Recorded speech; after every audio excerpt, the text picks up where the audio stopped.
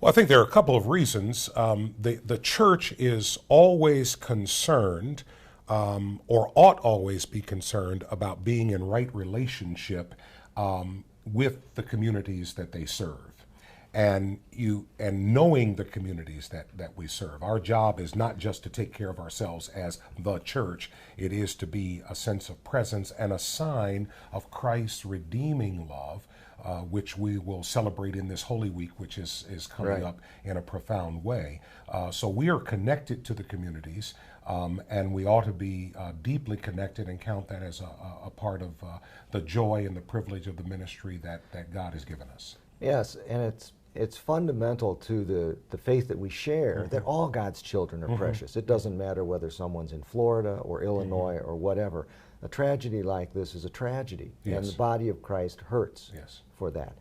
A second reason that I can think of, though, also is that the dynamics of fear and suspicion that are in play in Florida are more than likely also to be in play in Illinois.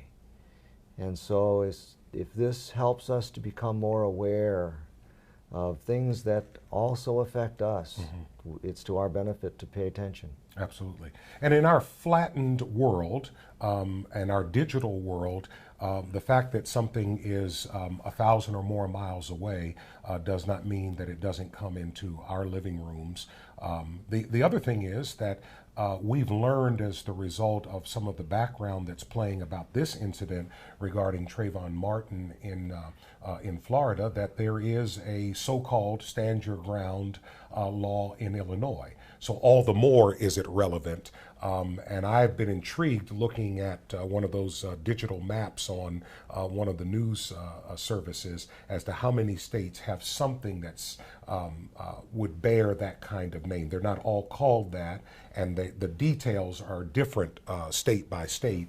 But this brings to our awareness the kinds of laws that are on the books in our communities and helps us to become more aware, allows us to reassess if reassessment is necessary, or allows us to at least be more knowledgeable in implementation. I'm concerned about the hearts and minds of our people, and I suspect that in this digital world where boundaries are so fluid and you hear and see things thousands of miles away, that the dynamics of what are in the hearts and minds of people in Florida are going to find their way into Illinois and be part of the communities that we are directly a part of. Absolutely. Here in Illinois. Absolutely.